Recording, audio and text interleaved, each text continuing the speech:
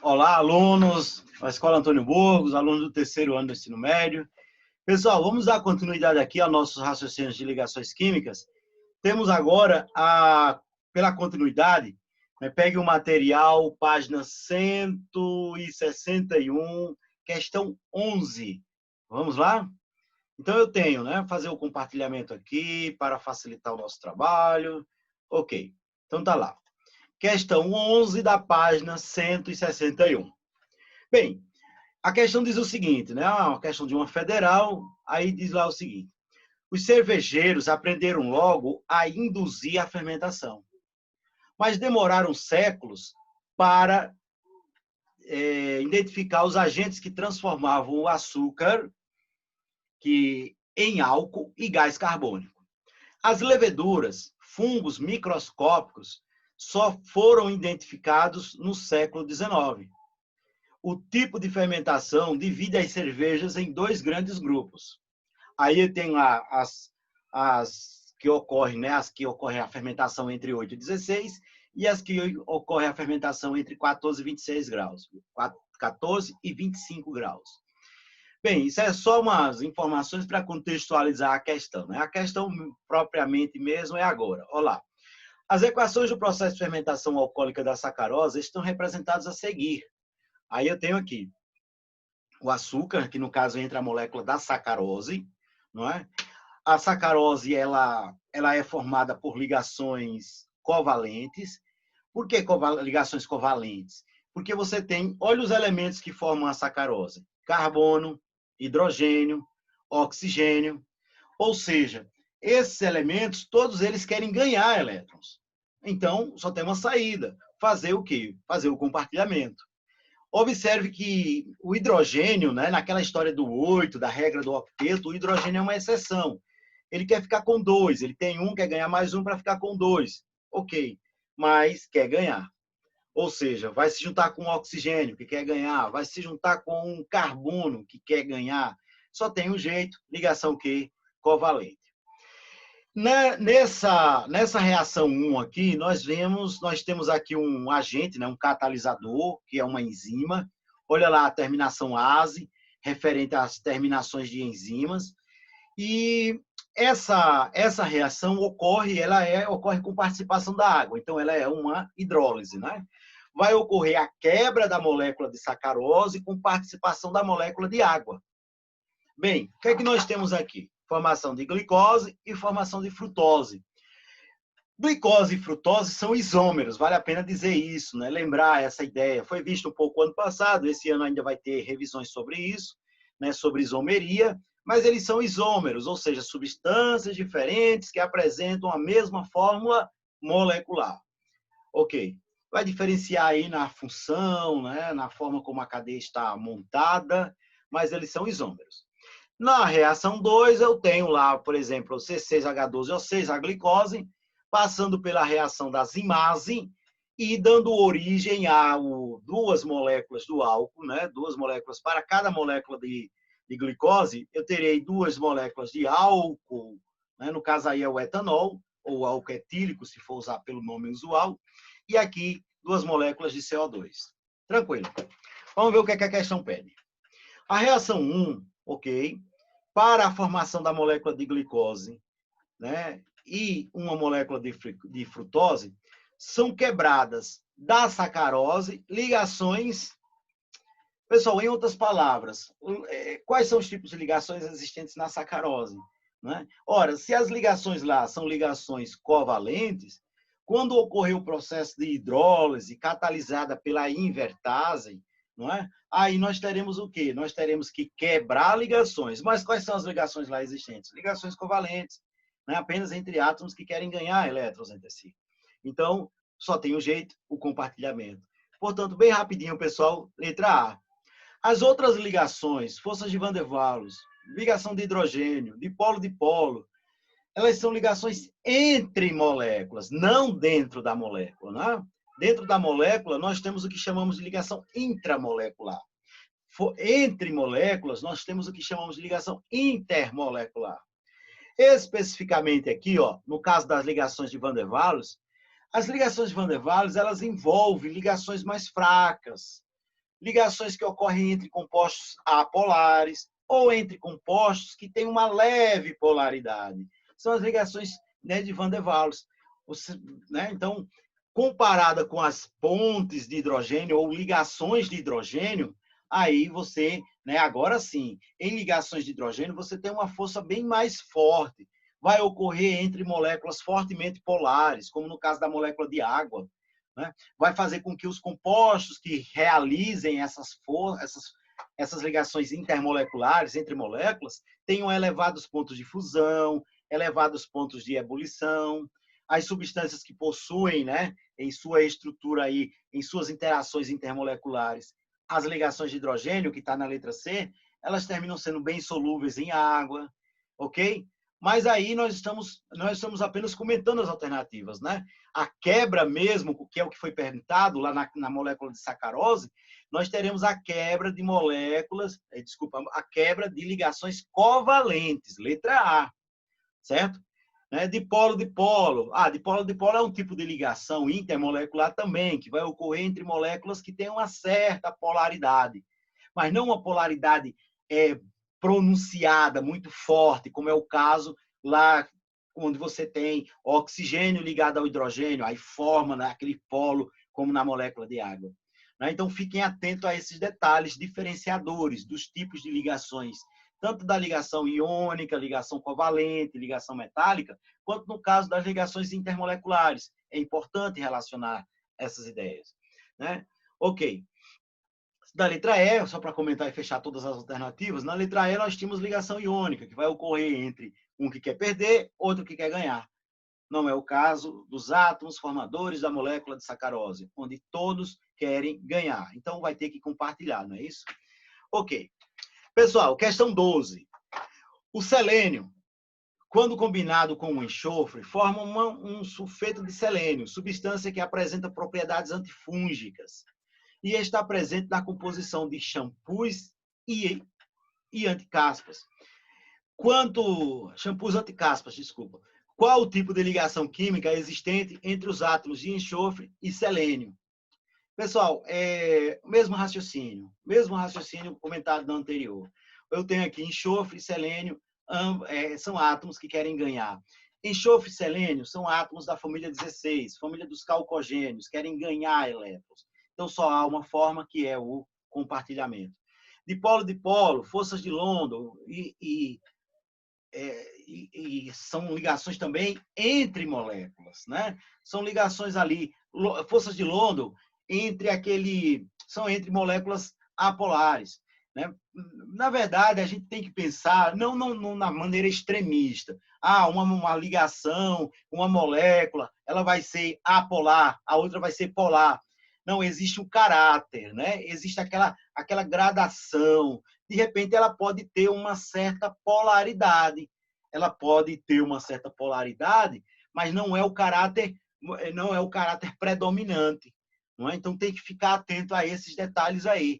Porque quando nós estamos analisando a ligação, nós temos que pensar na questão do que predomina, tá certo?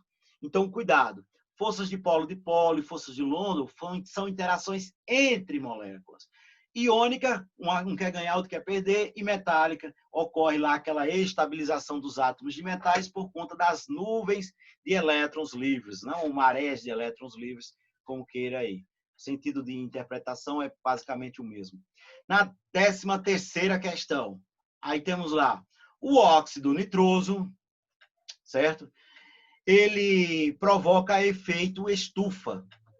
Uma molécula desse gás equivale ao potencial de efeito estufa de cerca de 250 moléculas de dióxido de carbono. E também permanece mais tempo no ar, em média, 125 anos. A concentração de óxido, né, nitroso na atmosfera tem aumentado na taxa de 0,25% ao ano. É uma taxa muito alta, viu? Sendo os solos tropicais considerados os maiores responsáveis pela emissão de óxido nitroso em ecossistemas terrestres naturais. As florestas tropicais têm maior abundância relativa de nitrogênio em comparação a outros biomas. Né? Assim, a alternativa que mostra Assinale a alternativa que mostra corretamente a provável estrutura do óxido nitroso. Pessoal, eu montei aqui no quadro para facilitar, para não ficar muito tempo em uma questão só, né? Principalmente que às vezes precisa, né, estar com alguma coisa escrita para facilitar o entendimento. Então, nós temos aqui, ó, a estrutura lá, né, da ligação. Ok. Vou explicar primeiro isso. Então, eu tenho nitrogênio, família 15. Ok. Possui 5 elétrons na camada de valência. Olha aqui, 5. Olha aqui os seus 5. O nitrogênio, para ficar estável, ele vai precisar fazer 3 ligações covalentes, 3 pares de elétrons compartilhados. Acontece que, quando eu fizer essas 3 ligações aqui, ó, deixa eu apagar essa. Quando eu fizer essas 3 ligações aqui, as 3 ligações covalentes, os nitrogênios estarão estáveis, mas ainda falta fazer a estabilização com o próprio oxigênio. Ora, mas esse nitrogênio aqui, né, tá faltando os 2 elétrons dele, colocando. Esse nitrogênio aqui central, por exemplo, ele possui um par de elétrons disponível para poder formar um par e compartilhá-lo com o oxigênio, por meio daquela ligação que nós chamamos de ligação covalente coordenada ou ligação covalente dativa. Né? O átomo já estável, possuindo par de elétrons disponível, poderá compartilhá-lo com um outro átomo, né, que ainda não atingiu sua estabilidade. E dessa forma nós vamos ter essa representatividade. Ok. Nitrogênio, 3 ligações, nitrogênio e aqui uma ligação, né, covalente dativa. Acontece que às vezes você não tem essa representação da seta, às vezes só o tracinho mesmo. Mas aí tem que ficar atento se esse tracinho é uma covalente comum ou uma covalente dativa. Tá certo? Bem, então a primeira representação que nós temos é essa. Agora, o livro de vocês, né, nas alternativas, observe lá, acompanhe, por favor. Aí nós temos todas as alternativas, logo no comecinho, né, porque eles apresentam um processo reversível para apresentar a provável fórmula. Observe, é uma provável estrutura, né? Provável. Ou seja, então existe um processo de reversível no qual essa fórmula está sendo alterada com o tempo. Ok, vamos lá. Naturalmente, aqui o oxigênio ele é o mais eletronegativo, então ele vai ficar o quê? Ele vai ficar negativo, né? Ó, ele vai atrair, digamos assim, com um pouquinho mais de força aquele par de elétrons da ligação covalente. Né? E, consequentemente, esse nitrogênio ele vai ficar positivo. Essa representaçãozinha, eu me deparo com ela na letra B e na letra C. Mas o que diferencia essas duas alternativas é justamente o outro, né? A outra fórmula que eu posso obter aí depois do deslocamento de uma dupla. Vamos lá. Estou falando aqui da ressonância. Lembra daquele processo de ressonância que ocorre no anel aromático? Pois bem, é onde mais a gente fala, né, em ressonância. Nesse caso aqui, a ressonância ela vai ocorrer também. Ó. Preste atenção ao que vai acontecer aqui. Ó. É como se eu tivesse o seguinte. Ó. Vamos tirar aqui. Vai ter uma mexida aí, né? Ó, é como se essa dupla ligação aqui, ó, ela pulasse para lá. Ela pulasse. Tá? E ao pular, aí agora vamos pensar nos pares de elétrons. Esse átomo central ele continua com um par disponível para fazer a ligação covalente dativa. Mas agora ele vai fazer, ó, para cá, assim, ó, com esse outro nitrogênio, com o qual vai buscar a estabilidade. Aí, o que é que nós vamos ter aqui nessa situação, pessoal? O que é que nós vamos ter nessa situação aqui? Nós vamos ter um deslocamento de carga de tal forma, né, que esse deslocamento de carga que ocorreu devido ao processo de ressonância vai jogar aqui, ó, vai jogar carga negativa para esse nitrogênio aqui, que é o que está recebendo a ligação covalente, né? O par de ligação covalente, o par de elétrons pela ligação covalente coordenada, e o outro vai ficar momentaneamente positivo, devido ao deslocamento da ressonância, devido ao deslocamento da dupla, né? Processo chamado de ressonância. Esse fenômeno aqui, observe que ele vai estar de maneira reversível. Isso aqui não vai ser permanente, vai ser uma coisa temporária, vai ser uma coisa assim bem instantânea, digamos assim. Por quê? Porque ele vai estar num processo de reversibilidade com a outra estrutura que eu mostrei anteriormente. Nesse sentido, podemos já marcar a alternativa. A alternativa correta, letra B. Tá certo? E aí explica-se por conta do mecanismo da ressonância, o deslocamento da dupla aí envolvida. Bem, pessoal, vamos lá. Próxima questão. A próxima questão, a questão 14, diz o seguinte: as unidades constituintes dos sólidos, aí quais são os sólidos? Óxido de magnésio, iodo e platina, que aí entra como metal, né? São respectivamente. Aí nós temos, magnésio é um metal, oxigênio, um não metal. Aí você tem o quê? Unindo o metal com o não metal, ligação, você tem ligação iônica. Você tem o quê? Você vai ter íons, você não vai ter átomos isolados, você vai ter moléculas, não, porque é ligação iônica, você vai ficar com íons, né? Letra B ou letra C. Aí na sequência você tem o seguinte, né? Iodo ligado a iodo. Iodo quer ganhar, consequentemente o outro iodo também quer ganhar, e os dois vão ter que compartilhar ligação covalente, e ligação covalente forma o quê? Forma moléculas, né? Ou seja, então eu tenho já a letra C definindo como alternativa correta.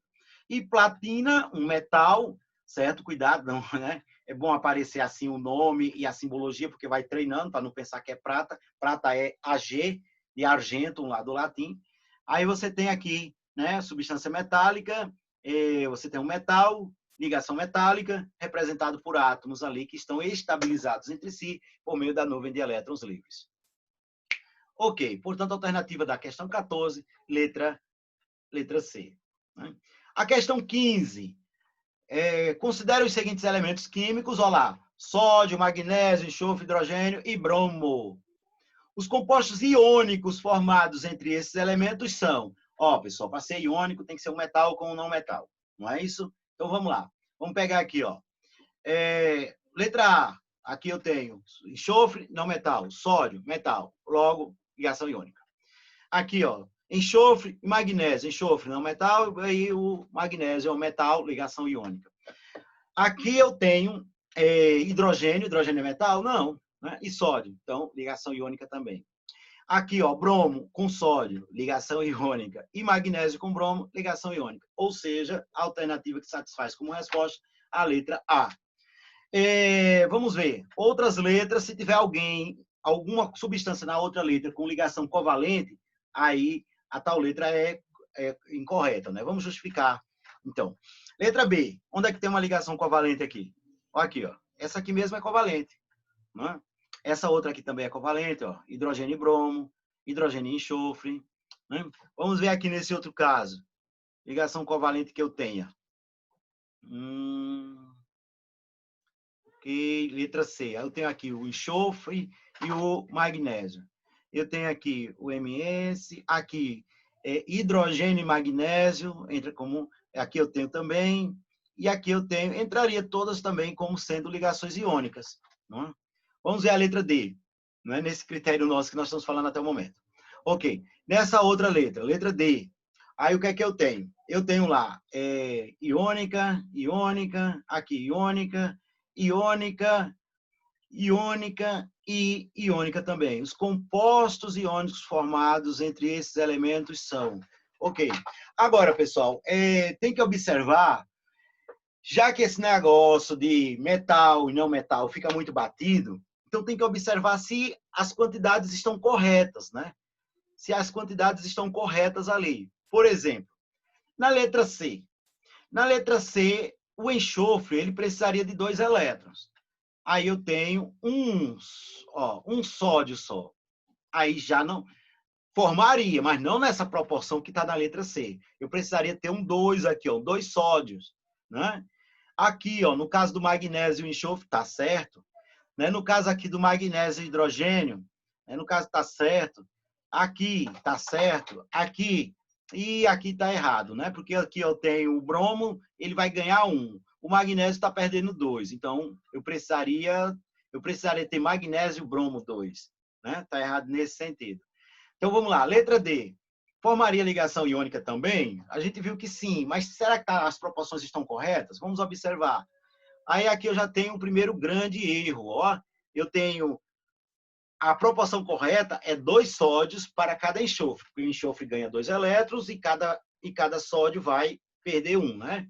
Então eu preciso de 2 sódios para 1 enxofre. Aqui ele já colocou a coisa contrária. Ou seja, então, embora os compostos pudessem formar ligações iônicas, da forma como eles foram apresentados, está fora da proporcionalidade que vai formar na substância. Porque, professor, qual é essa proporcionalidade? A proporcionalidade é aquela na qual você tem a neutralização das cargas. Não é assim? Letra E. Na letra E, ó, tá certo aqui. Magnésio com enxofre tá certo. Aí entra esse outro aqui, cadê? Vamos ver. Aqui eu tenho 2 sódios com enxofre, está certo. Eu tenho um magnésio e um enxofre, está certo. Aí aqui eu tenho bromo e sódio nessa proporcionalidade. Estaria certo, porque um perde, o outro ganha, né? Aqui, a proporcionalidade aqui estaria correto também, ó. Do bromo, eu preciso de 2 bromos, porque cada bromo ganha só 1 e o magnésio sozinho perde 2 elétrons. Agora, aqui ficou o metal com o metal, né? Ficou sódio com magnésio. Logo, está errado, né? Nesse último aqui. Ó. Tem que estar atento, né? Que as perguntas são bem tranquilas, assim, não são... Raramente você tem uma questão assim que distorce muito. Mas não é por conta daquela questão que você vai perder toda, né, toda a sua calma, toda a sua... O que você está centrado ali, estudou.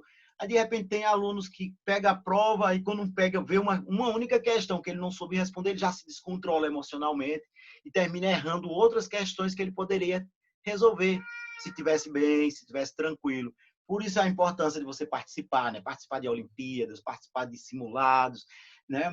Porque aí você vai tendo cada vez mais estratégias de administrar o teu emocional e o teu tempo, extremamente importante nesse contexto nosso.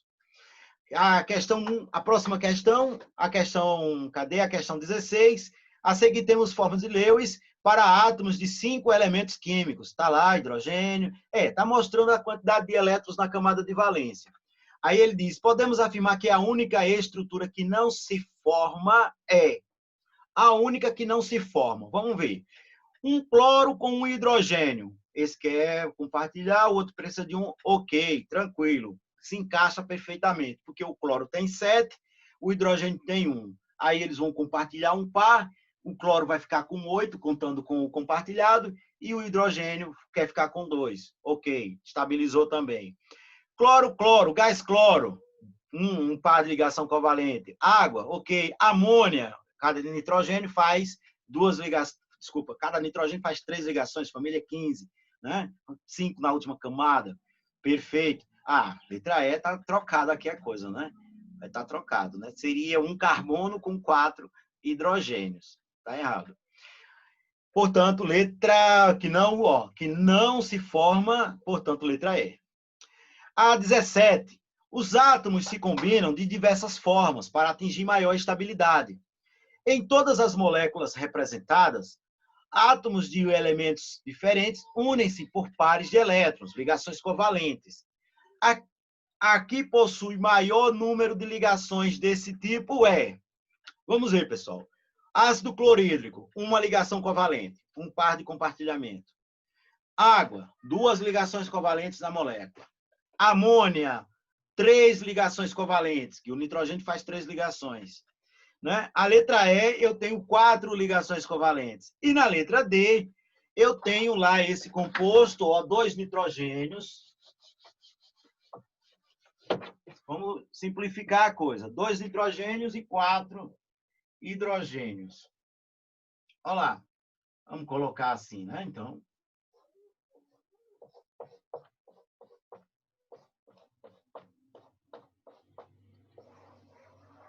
Olha lá. Cada nitrogênio está fazendo 3 ligações. Cada hidrogênio está fazendo uma e ele pede que você marque aquele que vai ter mais ligações. Olha, a letra E tem 4 ligações sendo efetuadas, né? Na letra E. Vou fazer a letra E menor aqui. Olha lá. Na letra E eu tenho 4 ligações covalentes. É um metano, não é? Ok. E no composto da letra D, eu vou ter, ó, 1, 2, 3, 4, 5. Como ele pede para marcar que tem mais, portanto, letra D. Tranquilo? Pessoal, vamos ver aqui as questões que eu tenho na sequência. Das questões que eu tenho na sequência, vamos lá para essa da Covest, 1998. A Covest ela era o órgão que organizava, né, o vestibular da UPE, desculpa, da UPE não, da Federal de Pernambuco, da Federal e da Federal Rural de Pernambuco, né, durante muitos anos, até que ocorreu aí a questão do Enem, né, por meio da seleção lá pelo SISU. Ok. A análise química de uma amostra de rocha do planeta Marte mostrou que a mesma é uma substância pura. Pura. Se dois elementos, A e B, dessa amostra apresentam eletronegatividades lá na escala de Pauling, que atribui valores, né? O pessoal não vai pensar em decorar esses valores, não. Calma, né? Leve em consideração que é uma questão muito específica, né? Mas é interessante o comentário. Olha lá.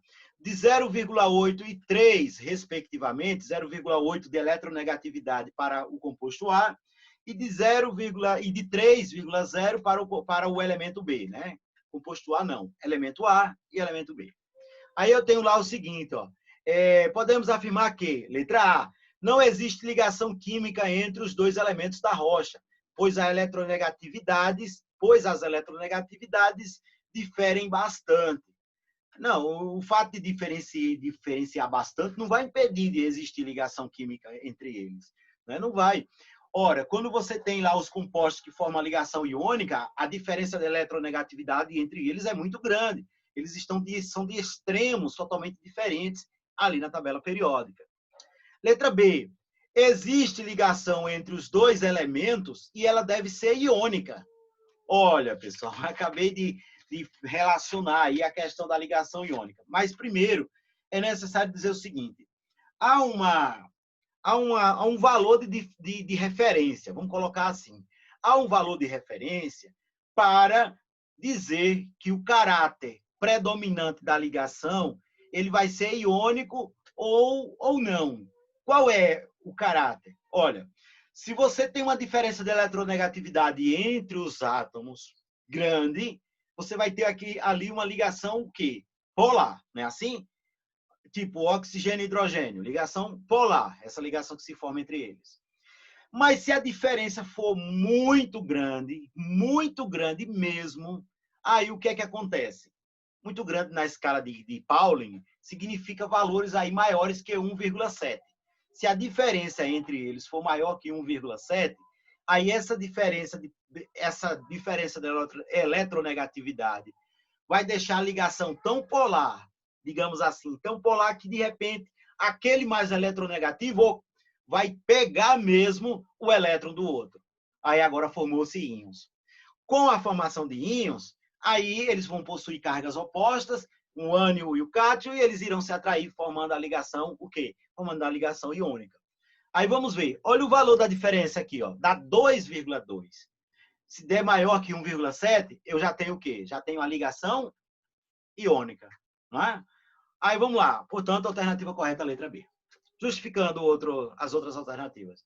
Letra C, existe ligação entre os dois elementos e ela deve ser covalente. Não, covalente na escala de Pauling, se a diferença for maior que 1,7, a ligação se rompeu e formou o quê? Formou íons. Agora eu tenho ligação iônica. Tá? Letra D, o elemento A está à direita do elemento B na tabela periódica. Olha, aqueles elementos à esquerda, né, ali, eles são os metais. Por exemplo, pega lá metais alcalinos, aqui pega os halogênios. Né? Então, na verdade, o que eu tenho é o elemento B ele está à direita. Está dizendo aqui que é o elemento A está à direita. Não, está errado, está trocado. E letra E, a rocha é constituída por uma substância simples. Olha, substância simples, se eu tivesse só um único tipo de elemento químico. Mas como eu tenho dois, eu tenho então uma substância o quê? Composta. Que como só tem compostos dela, só tem unidades dela repetidas, não está misturado com outra substância, aí está sendo essa substância composta, está aí sendo apresentada de maneira a ser uma substância pura, né, também, porque só tem essas estruturas sendo repetidas entre si. Eu não tenho ali uma outra substância no meio. Portanto, substância simples, pelo fato, está errado, porque seria substância simples se eu só tivesse um tipo de elemento químico. Ok? Pessoal, vou encerrando por aqui. Concluímos essa parte de ligações químicas. Não é? Qualquer dúvida aí relativa a alguma questão, de repente, vocês podem entrar em contato comigo. Ok? Então, até mais. Ok, tchau, tchau.